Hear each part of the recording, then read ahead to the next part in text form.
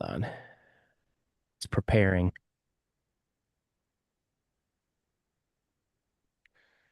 I will record it as well.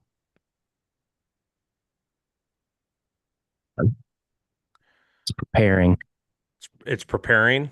I'll go to YouTube here and see. I will record it as well. You can kind of hear um the yeah, so we're live. Do you And see it on YouTube? I do not. yeah, I think so. Oh, it's on 30. Is it on 36? Yep. I'm Oh, it's on 36. Okay. No, that's fine. gonna post it in the coaches community, but we can get started. Cool. Coach's Box. Welcome to kind of Friday webinar. We haven't done it every Friday, but we try to do it as many Fridays as we can. We're getting more people in there every week. Shout out, is it Eric Boy Bohr. Borer? Yep, Eric Borer. Bohr. So one of our newest additions to the coaches box and the coaches community, up from Duluth, up from Duluth. So coaches are joining this community from all over, which is exciting, which is exactly what our hope was and what we want to continue to happen. He's already getting in the comments and getting engaged with the coaches box. So if you're not familiar with the coaches box, you can get access to this. Ted, how can somebody get access to this?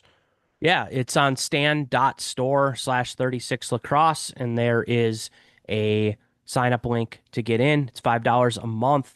Get access to all the stuff that we're doing, as well as, the community of other coaches doing, posting their thoughts and their replies and everything. Have some good idea, good content, kind of ideas coming in the pipeline, which excites me. But honestly, the community aspect of being around other coaches is really where I think the value is. Like, yes, we have knowledge. We've been coaching for a long time, but we do not have all the answers. Um, I heard a long time ago, my job is to be a DJ, not a songwriter, right? Yeah, I want to yeah, make yeah. hits for other people and get more good people in the room together.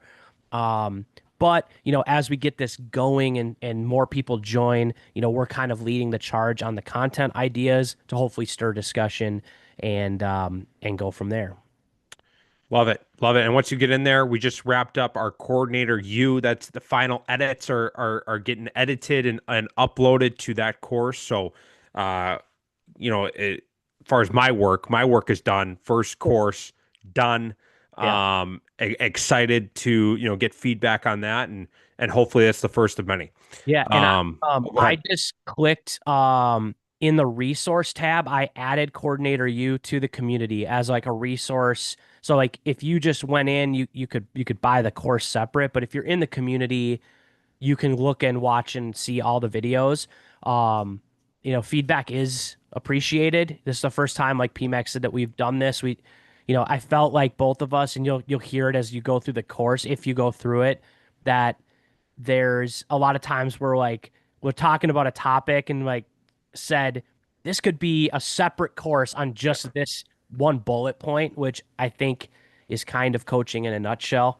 Um, there's a lot of tangents that you can go on and a lot of what ifs, but we really tried to put out more of like as opposed to what to run and what systems are available, more about like how to build it and the process of why and how that all gets planned out. I think at least for me, and I think I speak for PMAC as well, when we went from being youth and club coaches to being coordinators at the high school level, there was a lot to learn about For sure. organization and process because it is a different game, and in college when we were in college too. So I think college and high school is going to be a lot different than what maybe some people are used to at the like YLM level or the youth level. So we kind of tried to put out some ideas around that. So go take a look. Let us know what you think, good, bad, ugly, whatever. And we always appreciate it so we can improve what we're doing for the future. Yeah. And I know through that process I got better. I think you Yeah. got better too. And um so yeah. Today's webinar topic, This was something I had kind of written down this week. I wrote it down after our training session earlier this week. I was working with some young poles, and I talked about the emphasis of clearing. And this webinar isn't about clearing, but it's about what are some secondary skills that maybe are less obvious but essential for each position to get on the field at the varsity. I'm going to call it the varsity plus level. So, for a young pole, they don't necessarily need to be, elite at clearing and hitting an overpass and whatever to, be a good maybe U12 pole. But at the varsity level, from my perspective as a defensive coordinator, if I can't trust you in the clear, it's going to be hard for me to get you on the field. Even if you're a great defender and whatever, that's going to be a situation. If you have no stick skills and you can't clear, okay, that's gonna be tough, right? And you don't necessarily think about that as, at least initially, like, oh, if my defender can just erase somebody, great, that's a good defender. So my kind of topic for this week: what are some secondary skills for each position that are, yeah, a secondary skill but still essential to be a contributor at the varsity plus level? And I'll kick it off. I've already kind of mentioned it. For a defender, for me, you got to be reliable in the clear. Otherwise, it's going to be tough for me to get you on the field. What are your thoughts on that? And then we'll go to each position. Yeah. I would agree that, clearing, I would even push this on to the goalies as well. Sure. Yeah. This goalie can stop the ball every single time, but sails the ball out of bounds every time we're on a clear, right? Yep. Seen that before. But talking about the polls, um, I'm curious to hear your thoughts. So I kind of think of clearing maybe two aspects of a defender or a short stick D midi, Okay. or goalie. There's like the clearing, like knowing where to go and being able to like run a settled clear, Okay. um, going to the right spot, catching and throwing, making the right read, the right decision. When do I carry over versus when do I throw it to somebody? That aspect. But then even kind of like taking a step back to this skill, I always notice it as an offensive coach is I'm going to call it defensive rebounding for deep holes Okay. where like maybe the offense drops a ball or the goalie makes a save and there's a rebound and there's five offensive players in one pole and somehow that pole grabs the ground ball out of traffic and he's got five guys chasing him and he escapes to space and get like allows to get that clearing possession started. So I don't know what you would call it. If it's just I don't even it's not even just ground balls. It's like being able to sniff out a GB in traffic and Yep. escape and Escape to then space.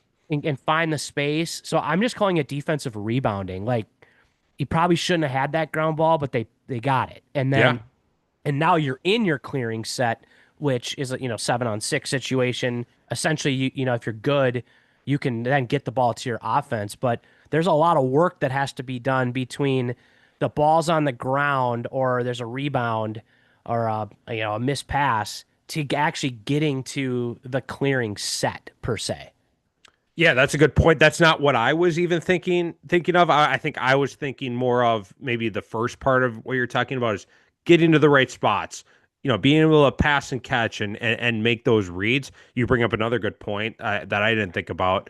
Um, yeah, and that's a whole nother skill within itself. And that's essential, right? You like again, you can play good defense. Okay, the ball gets on the ground. Can you pick the ball up? Can you make a play with the ball? Can you?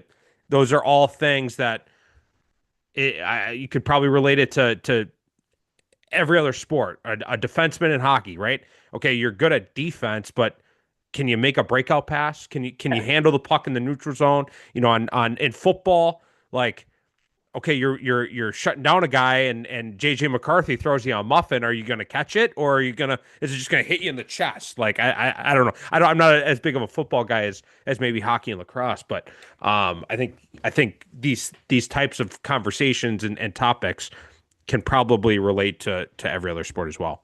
Yeah, and it always seems like to me that when a defender makes a play like that in kind of a scramble situation, can grab a GB, maybe soak a check, escape to space, take a deep breath, make a good pass. It's just such a momentum swing, because a lot of offense can get created off of transition chaos, broken plays, because that's when the defense is vulnerable. And to have a player or a set of players that just can go in there and get the GB and escape to space and not drop the ball and not throw a crappy pass. It's frustrating to the offense. It's like, oh, we were riding hard, or we should have had that, and then we were chasing him and he still made the play, and it's like, oh, okay, now we have to go play defense again.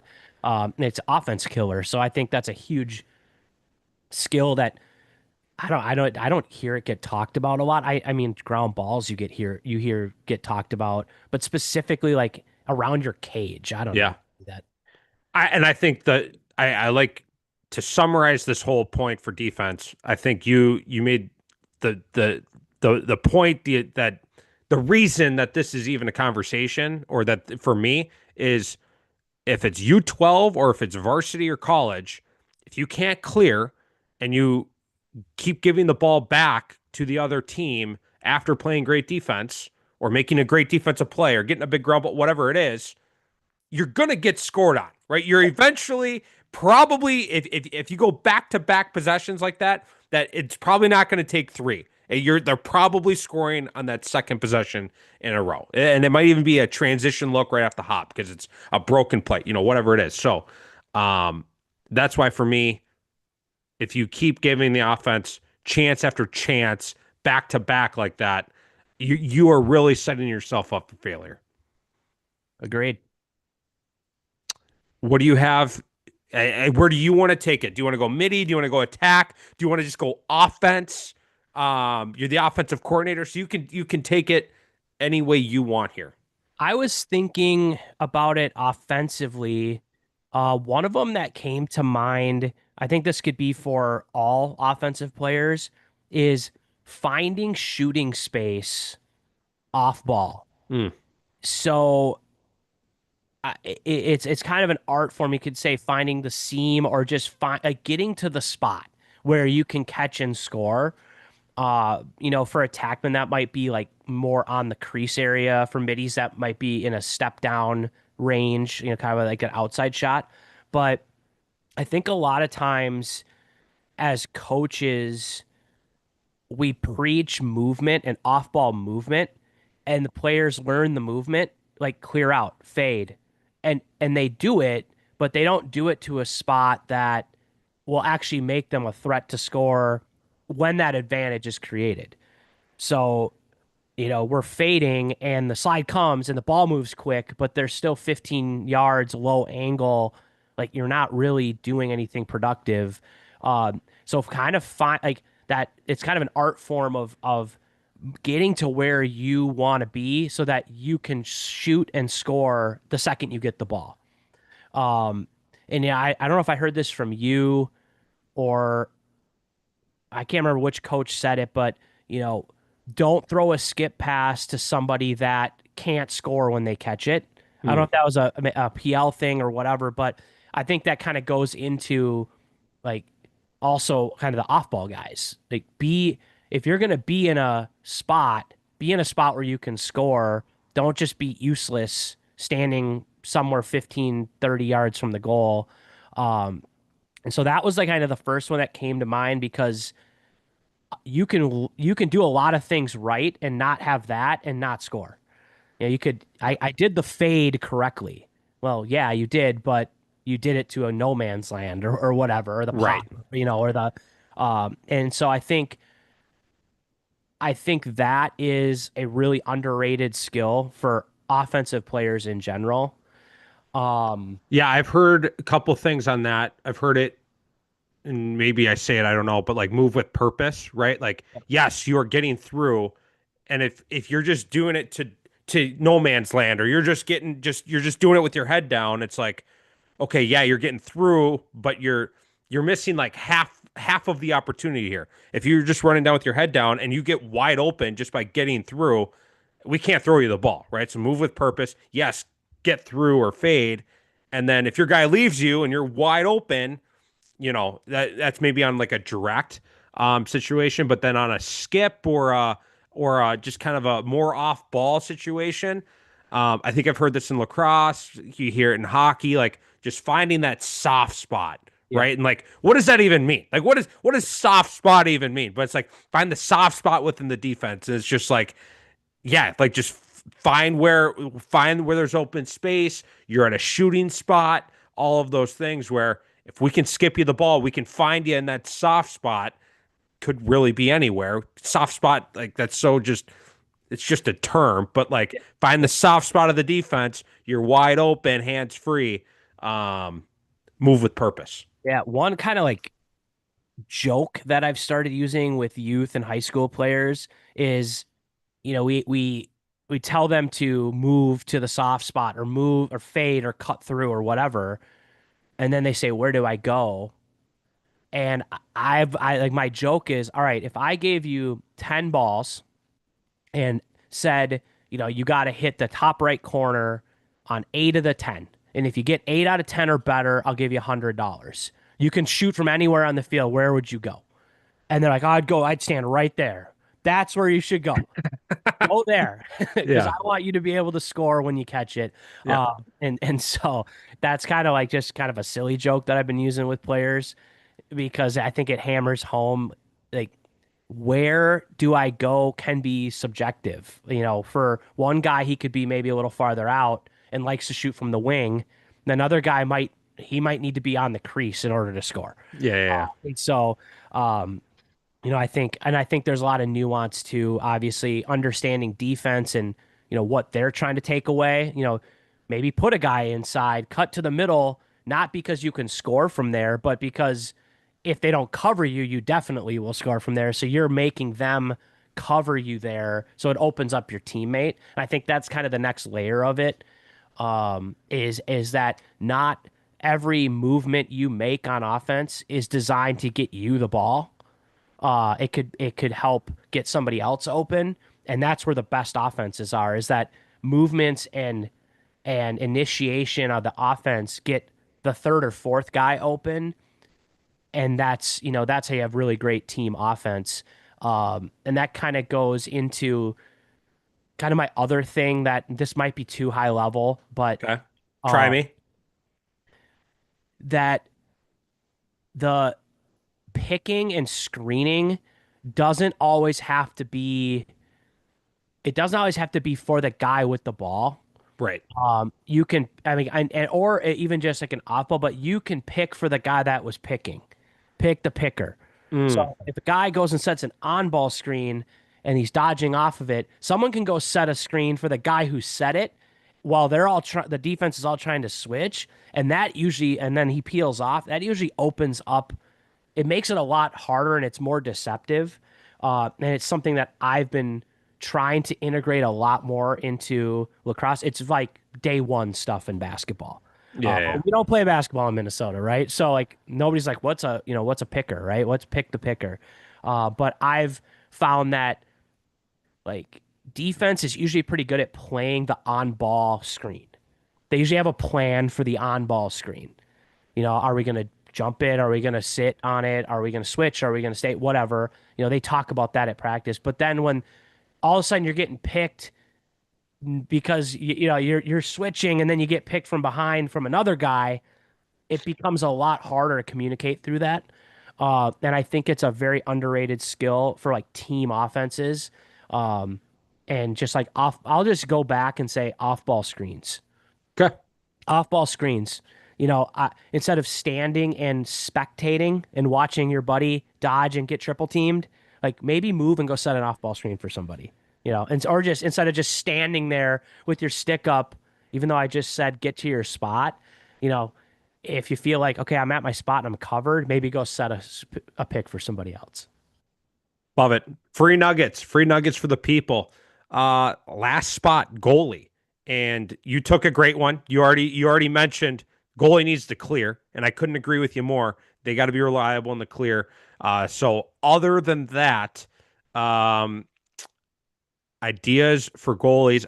Mine that I'm going to say for goalie. Again, I'm not a goalie guy. I try to hire good goalie coaches to deal with the goalie room because that's just a different situation. Um, but for me, the has so much like not even control, but influence on like the vibes of the defense, the vibes of the team. And not that I need a specific vibe from the goalie. I've had a lot of different goalies. I've played with a lot of different goalies. I've coached a lot of different goalies. So I've probably had every single different vibe available that they bring, but they need to have a positive influence on the vibe overall. If and what I mean by that, I don't need a goalie that comes in, is the leader, is barking, is leading the whole defense. I don't necessarily need my goalie to be the quarterback, but I need the goalie to have a positive influence on the vibe of the entire situation. If that makes sense. It actually you took mine. That's kind of where I was going. Okay. Um, I have another one that I can just for purposes of conversation, but I this was my number one Okay. of like goalie, just like vibe, body language, energy. It like if the goalie is somebody that the D wants to play for and play with, Yep. it changes everything. And that could even be like if we get scored on, like it didn't ruin their week. Like, and Totally. I want goalies that are competitive and feel like I never should get scored on. Like that's great. But in a game, if you get scored on and the goalie, you know, I don't know, like throws his helmet across the field, well, Yep. then everybody's rattled, Yep. versus like just that stoicism, right? Of like, hey, I got scored on, like, let's fix this. Boom, we're back. Hey, like, I'm hyped up again. Um, it does make a huge difference that just a goalie that's just kind of even keeled. Like they're really just, the energy's good, they're positive, but like they're focused. And if something bad happens, it like, okay, hey, that happened, we're moving on. I Yep. think especially like at high school, I think that makes a huge difference. Um, but I also think like kind of taking to your point, if they're kind of goofy and like a locker room guy, kind of like weird, but in a good way, like kind of like a class clown almost. I think I think that builds team culture. Like kind of everybody buys into like the goalie. Yeah. I feel like they just have that aura about them. And just when you have it, you kind of realize it's hard to live without it after you have a goalie like that. So I completely agree. Like I need high goalie vibes. And again, it can be any personnel. It can be goalie where he's in his own universe and doesn't talk to anybody. Fine. It can be class clown, like whoa, that Brizgalov, universe stuff. Like, okay, like weirdo, but he's our goalie. Like, or it can be like, kind of leader, more leader. Like, fine. I don't need either one. Like, I can meet the goalie halfway into where he is and where what they need to be successful. I'll meet him halfway on that. But yeah, got to keep the vibes up because if people start turning on the goalie and the goalie starts turning on everybody else, Yeah, it's it's tough. not a good situation. Yeah. One other thing that I think is underrated for a goalie is dodging skills. Okay, So let's like go. honestly, Tell me more. so we talked about clearing, and you could say like again, clearing is a big topic, Yeah, passing, knowing to where to go with the ball, the read, but kind of like being able to beat somebody one on one, just a Wiener dot. loved this. Aaron Wiederhoft, for new listeners, Aaron Wiederhoft goes by Wiener. Loved throwing a good toll pole. Yeah, he Yeah. never came across a toll pole that he didn't like to throw. And so I think that leads to, again, kind of drilling down a little bit. Like I talked about the D being able to sniff out a GB and escape and get to a clear. The goalie being able to toast a riding attackman. Yeah, Talk about a juice play, a vibes play. that'll get the When people going. gets the people going, but a goalie being able to maybe pick up a rebound or make a save and come out of the cage and someone's trying to get them right away, making a quick move to at least escape to space to make a play. That's a skill set, and if a goalie never really does any dodging or dodging or stick work drills, they're not going to be able to do it. One of the best goalies I've ever coached, Jack Carrington, many of you in this coaches community know him. At training, he would take some shots as a goalie, but then he'd just grab a short stick and just do dodging and shooting drills all the time. And he Really? was one of the best ball carrying goalies that I think I've ever coached. And it was just like he honestly could have played midfield. Like he was good enough as a like dodger and a shooter because he practiced it that he could have been a serviceable midfielder. He just was a better goalie. Yeah. And you got to push the chips in if you got a good goalie and be like, no, you're not playing midfield. But honestly, he was one that kind of opened my eyes to that of like, why is a goalie doing shooting drills? And then you watch him play, and that stick and the dodging ability and being able to run past somebody is so much better than the average kind of baseline. I'm like, oh yeah, maybe should be maybe we should be doing goalie shooting drills more often. Love it. Love it.